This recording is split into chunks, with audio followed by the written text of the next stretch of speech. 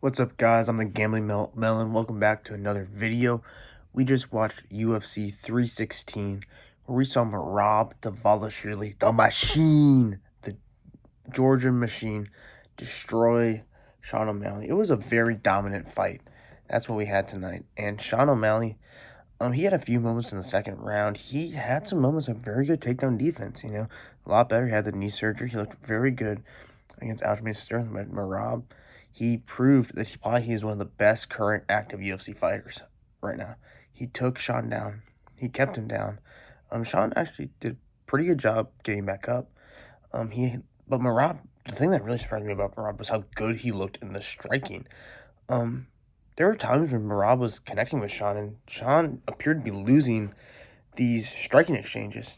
I'm not an expert in striking by any means, but what Merab was doing against Sean was very impressive. Um, Sean O'Malley, obviously one of the best strikers in the UFC, probably one of the better strikers in the bantamweight division. And this is back-to-back fights where Merab surprisingly destroys a fighter. I think everyone, he was obviously an underdog against Umar Nurmagomedov, and he kind of just came back. His cardio was the biggest weapon, and then against Sean, like people thought, like, oh, there's an angle where he was injured in the first fight. He's gonna be healthy in this fight, so he's gonna win. That wasn't the case. Sean, he looked, his defense looked really good. I was disappointed in his striking. I mean, Merab was constantly putting pressure against him, constantly pushing him his back against the cage. And Merab was just stronger than O'Malley. I mean, Merab was a much shorter fighter, much stronger, much lower center of mass, much better wrestler.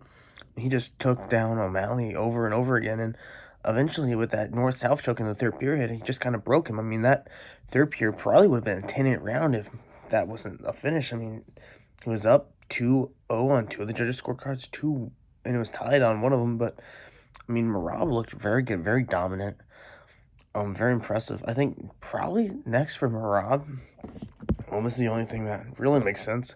I would say for him it would be to go against Corey Sandhagen. Sandhagen recently had a big dominant fight against Diavison Figueiredo. Everyone else in the top four he's beat.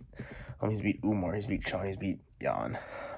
So all of those fights are pretty dominant. I mean, I could see Umar fighting again, but he's not as the big of a name as Sean O'Malley that he would get an immediate rematch. I feel like Umar would need to fight someone else. Thing with Umar is that Jan is out fighting like Marcus McGee for some reason, which I feel like would be a great fight for be like a good fight, be like next to fight Merab. But for whatever reason they didn't schedule that. I don't know why. But yeah, I would say Merab versus Sandhagen. I would probably say that could happen at the Abu Dhabi card, a UAE card, in October, November. They do that every year. It hasn't been officially scheduled yet.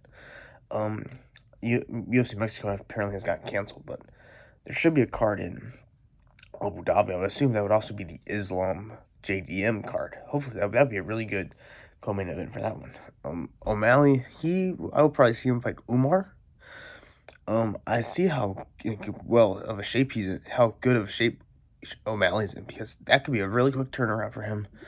I don't think he'll fight in July. That'll be really good for him, because obviously that fight would basically be winner gets to fight Merab again. O'Malley, I think the UFC wants to make O'Malley a champion, so they're just gonna shortcut him whenever possible. But I do think Umar would win that fight.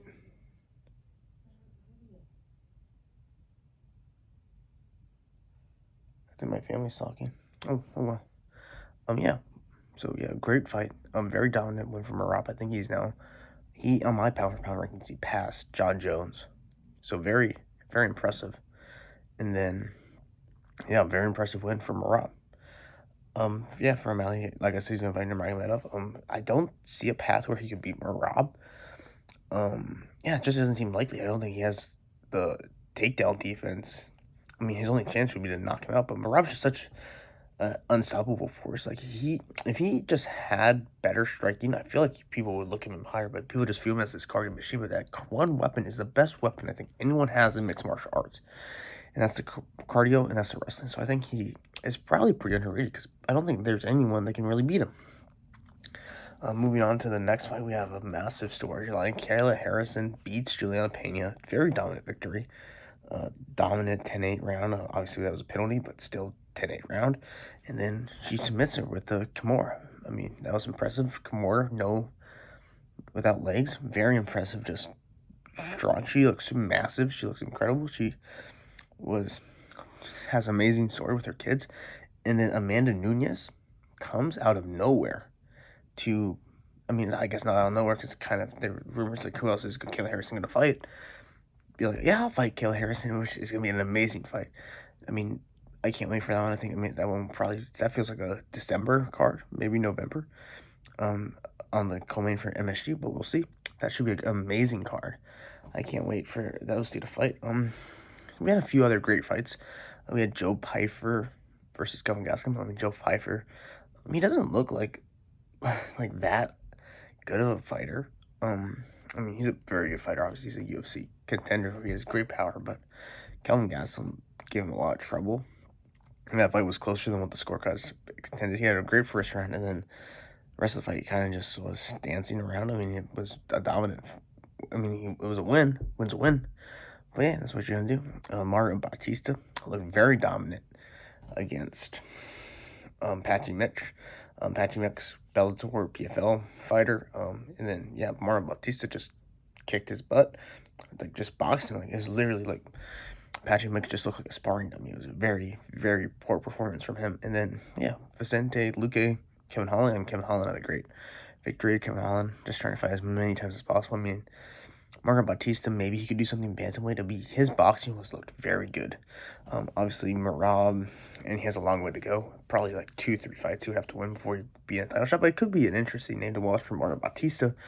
And then Kevin Holland, hopefully he can get 6 fights in a year. Vicente Luque, I mean, he's a big name. Yeah, being Vicente Luque is always good. Yeah, I would say fight of the night would probably be Vicente Luque, Kevin Holland. Performance of the night, probably Merab, and Kayla Harrison. Both the championship winners looked dominant. It was a great fight. I'm very, very enjoyable card. I think the UFC is going to be back. We'll be back next week. I don't know if I'll do a preview or do a recap for Usman Buckley, but that'll be a great card. I can't wait for UFC Atlanta next week. But yeah, thank you guys for watching. I'm the Gambling Melon. I'll talk to you guys next week. Have a great rest of your night.